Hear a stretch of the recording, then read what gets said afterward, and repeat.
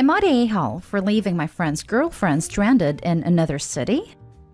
Last week, I got a call from a friend asking me to drive her girlfriend into a major city in my country. He asked me because he knows I enjoy driving and I don't get nervous in packed traffic. Plus, the girlfriend barely drives and hates going into the city as there are lots of restricted streets and such. I told my friend my plan was reading a book that weekend, so he insisted a bit further, saying I was doing him a huge favor since he was out for the weekend, and that girlfriend would put her car so I didn't have to put unnecessary KMs on mine. After telling him I was just doing it because he asked and that I had nothing to do inside the city, I finally agreed. Cue Saturday. I go pick girlfriend early in the morning. We grab her car, and I see it has only half a tank of gas, enough to get us there but not for a round trip. She acknowledges it and tells me we'll fill it up in the city, whatever. During the 3-hour trip, she kept complaining I was going too slow and that she was going to miss an important appointment. I was going the speed limit the whole time. Once we got to the city, we parked in a repay and asked me to pay since she didn't bring any cash. Whatever. I wanted to go to a park and read while she was busy, but I had to run errands with her because she didn't feel safe in the city center on a sunny day. Whatever. She even got mad because I asked her to make a quick trip to the car to leave some bags because I didn't want to carry them, and told me her boyfriend always carried some of the bags, and it was faster. I started to get annoyed here and told her so. Once she got done with all she had to do, we went back to the car. But before I got in, she mentioned I still hadn't given her the money. When I asked her what she meant, she said I had to pay for half the tank as I had gone with her.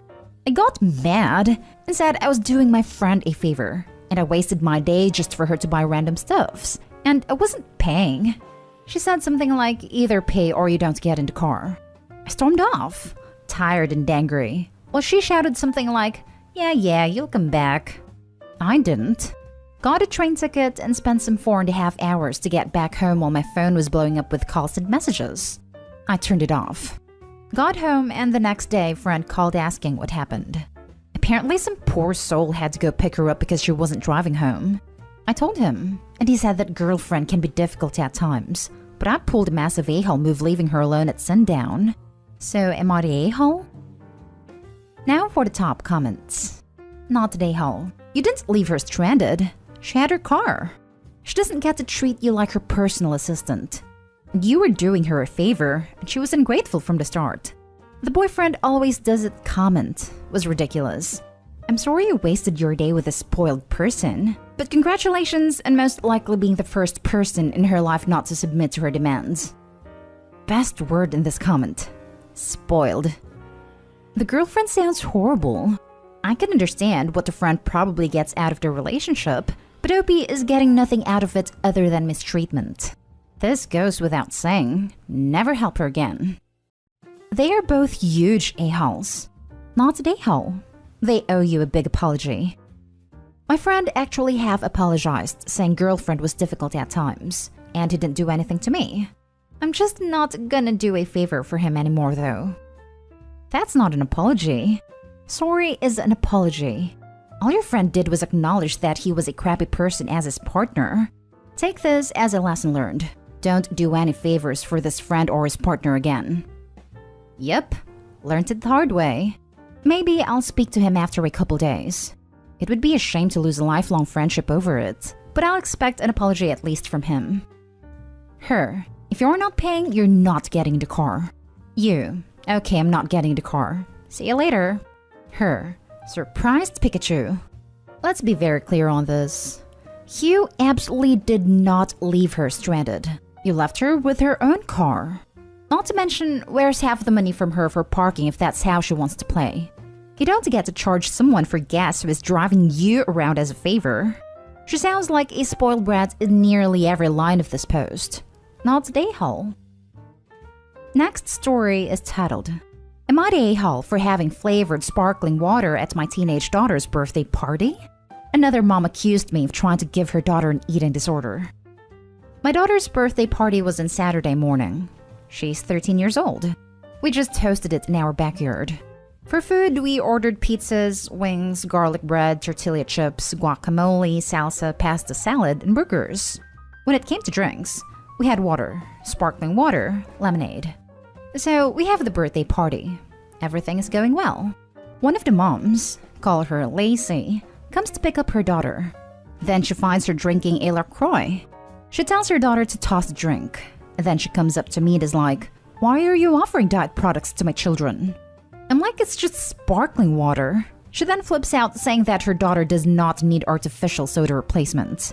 She goes on to say that if I want to give my children eating disorders, I can do that, but not for her children. I was taken aback and just how aggressive she was, and I didn't feel like I did anything wrong. I was like, "Look, I have pizza, wings, and brownies. This is not a diet party at all." She then tells me I have no right to judge what is a diet product or not. She and her daughter both left. Also, she later posted on Facebook, I'm not friends with her, that some people are trying to push diet products onto children that aren't even theirs. For what it's worth, if my children wanted soda, I'm cool with them having it in moderation, but none of my children do. And it was just really odd for me too. Like, I have never heard of anyone say that flavored sparkling water is an artificial replacement for soda. Also, I didn't say anything to her, but it was extra odd because both her and her daughter were obese. So it's just extra odd they are accusing me of trying to give them eating disorders. Not a-hole at all. Seems to me like she was self-conscious of her own issues and decided to attack you for it. I think it was clever you had sparkling water. You also had other options for drinks. It's not as though you forced your child to drink sparkling water. I appreciate it when water is also available at parties. I can't quite quench my thirst with sweet drinks. I also like water as an option, though I have no problem drinking sweet drinks. Water and tea are almost always available. Don't let this eat at you too much. Not a-hole. That lady has serious issues. Sounds like she's already got an eating disorder and is passing it onto her child. Also, the idea of diet water is really funny to me. Like, the default is Mountain Dew, and water is diet hydration. Not a-hole for offering sparkling water. The young lady had a choice. That's what she chose. Personal informed choice is a protective factor against eating disorders. I think Mama is defensive about her size. You might be the a-hole for getting us all salivating over the party menu. Not a-hole. What the hell is an artificial replacement for soda? Soda is not a natural product. There are no soda trees or natural Coke springs. That would be like calling Dr. Pepper an artificial substitute for Coke. What a nut job. Now for the next story. Am I the a-hole for telling my friend to leave over my weird obsession and to never come back again? I've been thinking about posting this for a while, but I've held off. Around 2 weeks ago, I invited a few friends over to my house to chill and hang out. Now, in my friend group, a lot of them think that I'm weird because I collect things. But for me, it's an investment. I have a specific room where I have tons of old video games, dolls, baseball/football cards, and antiques that easily total over 100,000. And since prices keep rising, I keep collecting things I know will be valuable later on. I have this really cherished antique that I, in all my trading, both buying and selling, have never even considered anything to do with it. An incredibly old Springfield 1861 musket, bayonet included. It was passed down from generations ago and I still have it. One of my friends asked me what valuable junk I have, and I decided to turn up my ego and told him that I had a genuine 1861 Springfield rifle. None of them believed me, so I told them that I would go up, take a picture, and bring it back down. The guy who asked said that wasn't enough, and that it could have been faked, and then thought it was his personal right to practically run to my room without my permission. We all practically chased after him to stop him, and right as he entered the room, he tripped over a bunch of baseball cards and smashed 3 pots that totaled around $6,000. I told him to leave immediately, and that I didn't want to talk to him again, and that I was going to press charges. I still hold it against my friend for getting into the place when I told him no. A lot of other friends are saying that I was way too harsh with it, that it was an accident. I then told them that it was his fault for entering when I specifically told him not to, and that those items were worth a lot to me. Sentimentally as well, since I'd had them for over 10 years. They've been telling me I need to stop the legal action. Am I the a-hole? Now for the comments. Not the a-hole. He entered your private property without permission and destroyed $6,000 worth of property. I would say if he doesn't pay it of his own accord, there's nothing wrong with legal action. $6,000 is a lot of money to be out because someone completely disrespected your wishes and space. But you're gonna have to prove that what he destroyed was actually worth that amount. Might be tough. Luckily, I have cameras and broken pieces, so hopefully I can prove that. That's a good start. But you'll probably have to get a certified valuation on the items to provide a judge. Also, I would tell him he can avoid legal action if he pays you back within, 30 days maybe? You get your money and he won't get a judgment. I really don't blame the friend for refusing to pay $6,000 without any proof of value. Opie, please get the broken stuff evaluated before pushing this further. If it were me, I'd be offering to pay for it immediately, but not without an evaluation. Not today, Hull. He continued when you told him no. Any antique store would have a policy of, you broke it, you bought it. Based on your post, I am left to assume that you are a responsible antique and collectible owner, so all items are insured. He owes you the deductible in your insurance claim. If he refuses to cover the deductible, you have no option but to sue him for that value. Info. Opie, is your room organized? You're a collector, so I'm assuming your cards should be filed, and vases and cabinets are in protective packaging. You say that he tripped as he entered. If your baseball cards were in the box in the doorway or piled on the floor, it's likely to be classed as accidental damage, and it might be an insurance claim for you. Or not a claim at all, rather than a claim against him. Basically, if it's investigated and it deemed a hoarding situation rather than a managed collection, then you could end up finding yourself in a bit of a sticky situation, both with claims and also with fines from fire marshals, etc. Now, for the last story. Am I the a-hole for not quitting the guild with my husband? We have been married for 12 years, together for 15.